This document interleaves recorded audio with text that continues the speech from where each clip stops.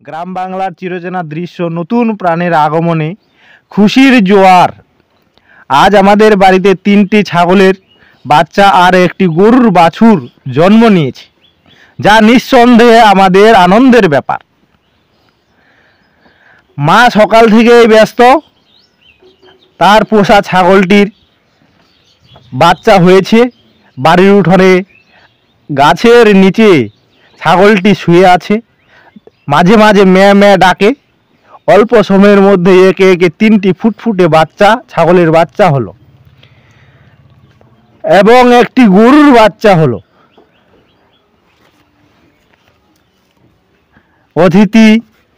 নতুন অতিথির আগমন।